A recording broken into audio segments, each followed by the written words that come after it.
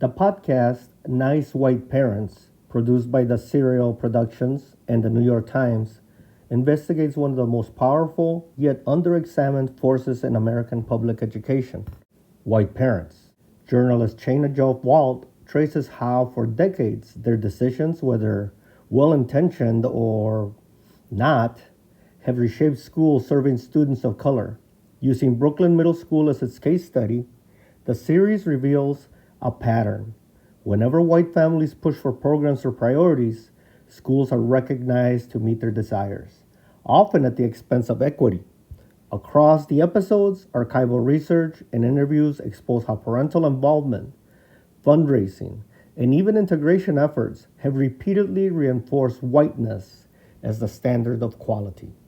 Episode 1 is titled The Book of Statuses. In 2015, Brooklyn School for International Studies changed overnight.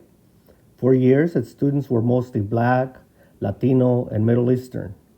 Then came a wave of white families seeking a French dual program, and the sixth grade tripled in size. Suddenly, students described the school as really high up on the statuses. Nothing about academics had changed, only the racial makeup. This reflected what sociologists call the bliss point. Once about a quarter of the student body is white, other families feel comfortable enrolling. In this case, whiteness itself became a marker of school quality. The privilege of these new families showed up in money and in power. A Caucasian father named Rob raised nearly $800,000 for French programming, while the long-standing PTA, mostly parents of color, struggled to raise a couple of thousand. This wasn't simply fundraising talent. It was about whose culture counted. French drama rehearsals flourished, while Arabic-speaking students like Maya admitted, "I don't know what they're saying. It's confusing." Whiteness and European language were valued over immigrant families' languages and traditions. French was valued. Spanish wasn't valued. Arabic wasn't valued.